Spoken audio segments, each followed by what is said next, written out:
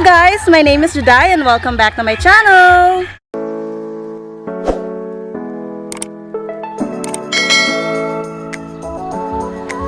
So in today's video, ang pag-uusapan natin ay kung paano ako pumayat ng walang exercise. At kung bago ka pa lang sa channel ko, please click on the subscribe button at ang notification bell para makareceive ka ng updates sa mga future videos na i-upload ko on YouTube. For the longest time, I've been planning to vlog about my weight loss journey, kung ano mga ginawa ko para makapag-lose ako ng weight.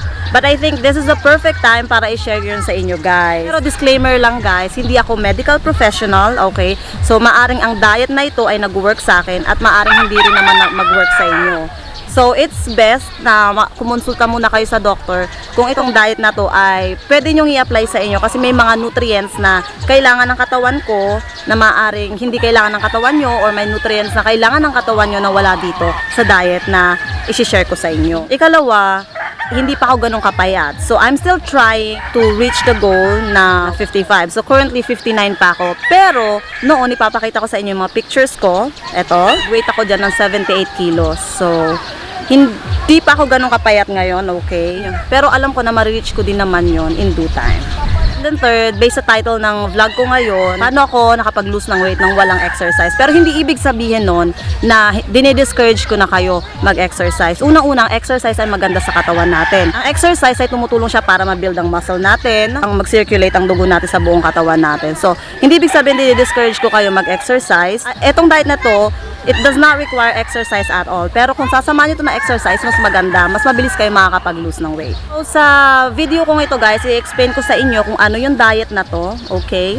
I-explain ko rin sa inyo guys kung ano yung mga i-expect nyo sa diet na to pag ginawa nyo tong diet na to. Ano yung mga pagkain na pwede nyong kainin at ano yung mga hindi nyo pwedeng kainin sa diet na to. So, ang diet na ginawa ko para makapag-lose ng weight ay walang iba kundi ang Ketogenic Diet.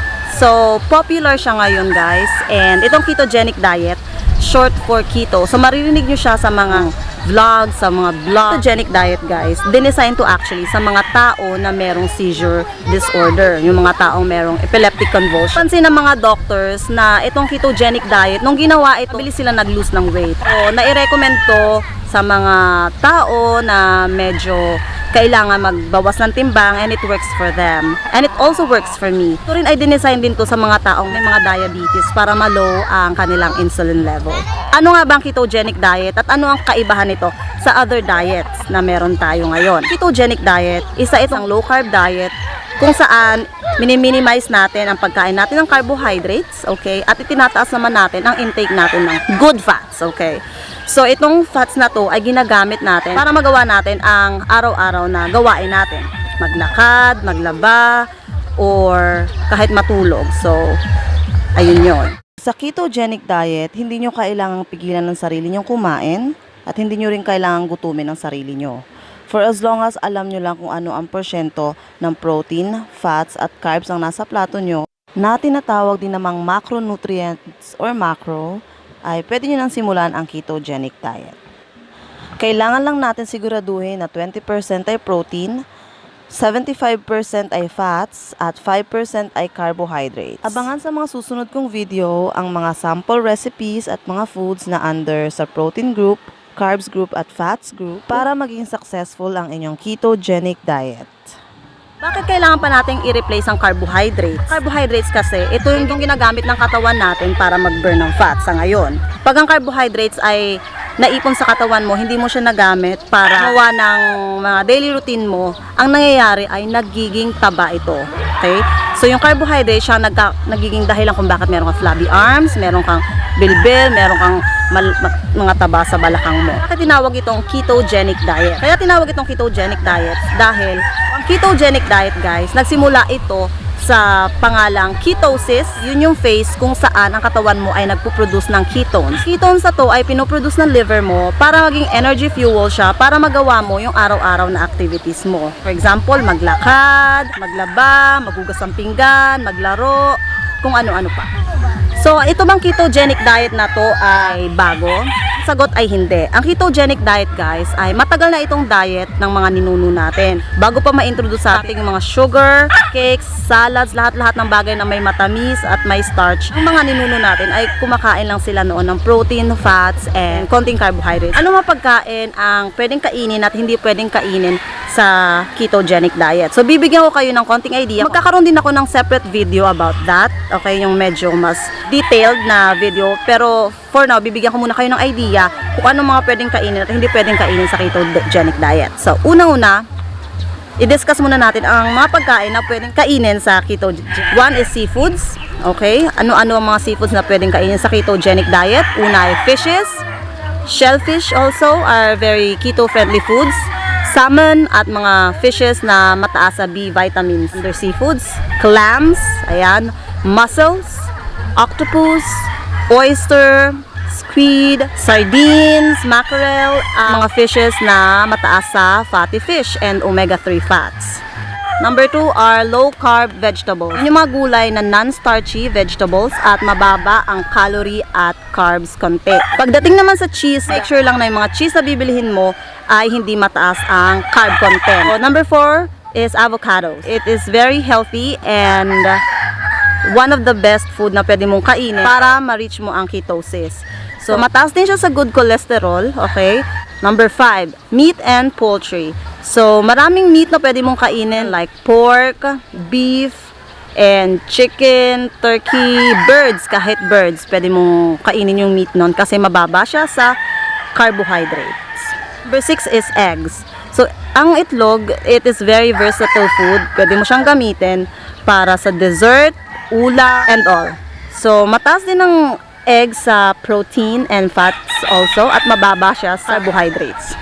7 is coconut oil. Ito ang advisable gamitin na pamprito sapagkat ito ay may mataas na good cholesterol at baba siya ng bad cholesterol. For drinks naman, pwede kang uminom ng unsweetened coffee, tea, and chocolate. For as long as wala silang gatas, wala silang sweetened sugar, mga added sugar. Okay? Ngayon, kung namumroblema kayo, kung mahilig kayo sa matamis, meron tayong mga options para sa sugar na i-discuss ko yan sa mga susunod kong vlog. Kung anong mga sugar na pwede nating i-take since ang added sugar na meron tayo like table sugar are very high in carbohydrates. Ayan ang mga pagkain na pwede nating kainin. Ngayon, ano yung mga pagkain na hindi natin pwede kainin?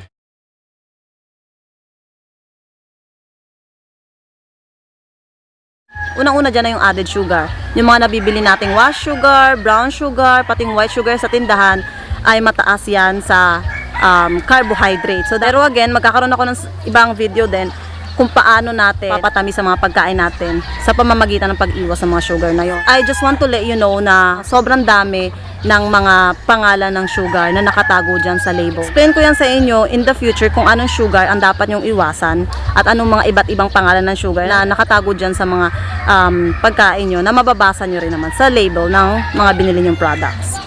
Okay? Ikalawa ay ang mga starchy food. Kasama na yan ng flour, kasama na yung mga cornstarch, kasama na yung corn at some vegetable na may mga potatoes, sweet potatoes, marami pang iba. So, kailangan din natin yung iwasan kasi marami din yung carbohydrates at ang carbohydrates again, yan ang nagiging dahilan kung bakit tayo merong fats sa katawan, kung bakit tayo merong mga taba sa ating katawan. Katlo, iwasan din natin yung mga pagkain na nabibili natin sa mga fast foods. I don't wanna name them pero yes, maraming mga pagkain na starchy food ang mabibili sa fast food. Okay. Alright, so ano ba ang ine-expect natin sa ketogenic diet? Unang-una, in the first few days, 2 to 7 days, pag na-reach mo na yung ketosis, ang unang mapapansin mo ay ang malaking pagbawas ng timbang mo. Kasi ang unang-unang matatanggal sa katawan mo is yung water weight. Ang water weight kasi guys ay kinakailangan siya ng carbohydrates para ma-store ang glycogen sa katawan natin. So, once na wala ka ng carbohydrates sa katawan, ang na-replace mo na siya ng fats niya, ang unang-unang gagamitin ng katawan mo to burn mga taba mo sa katawan is yung glycogen. Kaya, unang-unang mawawala sa timbang mo is water weight. Ikalawa, mapapansin mo rin na pag nasa ketosis ka na, mapapansin mo na magkakaroon ka ng halitosis. Yung halitosis guys is, kumbaga siya ay bad breath. Kasi nga, you have to expect it. Pwede ka mag-toothbrush or as time goes by naman, pag na-reach mo na yung weight mo, na-maintain mo na yan, as time goes by, mawawala na rin yung halitosis na yan sa iyo. Okay? Ikatlo is yung tinatawag na keto flu. So, yung keto flu guys is yun yung pakiramdam na para kang ang pakiramdam mo, para kang nilalagnat, na hindi naman talaga, parang napakahina ng katawan mo, which is nangyayari yan sa loob ng ilang araw, minsan ilang linggo rin naman. Pero ang advice ko sa inyo, pag naramdaman nyo yan, make sure na uminom kayo ng maraming water na merong salt para ma-maintain nyo yung potassium sa katawan nyo. Yun lang muna sa ngayon ang i-discuss ko sa inyo about the Ketogenic Diet. Okay? And please subscribe to all of my videos kasi gagawa ko ng playlist about Ketogenic Diet, pati mga foods or recipes na pwede nyong i-try para mas maging masaya yung journey nyo sa Ketogenic Diet. Ayun lang guys. So maraming salamat sa mga nanood ngayon and inaanyayahan ko kayo mag-join sa group ko. Nakagawa ko lang siya actually, so ilalagay ko dito at ilalagay ko rin yung link sa baba.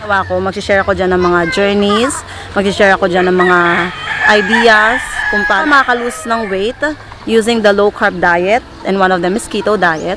Okay, naanyayahan ko kayo mag-share dyan. Kung hindi ka man nagkikita, okay lang, mag-join ka dyan para makapag-share ka lang, para makapag-share ka din ng mga journeys mo at mga ideas mo para makapag-lose tayo ng weight. And maglalagay din ako ng mga recipes dyan. I-share ko rin dyan yung mga food na pwede nating gamitin, pwede nating kainin, or pwede nating i-take while doing the ketogenic diet. So yun guys, I also invite you to watch all my playlist about weight management. Okay, so mag-share ako ng mga videos dyan about ketogenic diet and all. So yun lang yun guys, maraming salamat ulit sa mga nanood. Kung nagustuhan nyo yung video na to, please click on the subscribe button at ang notification bell para makareceive ka ng updates sa mga future videos na i-upload ko on YouTube. And please share din to guys para malaman din ng iba kung ano tong ketogenic diet na to. Yan lang, maraming salamat and I hope that you have a great day. And I hope you have a great day. Thank you. Bye-bye.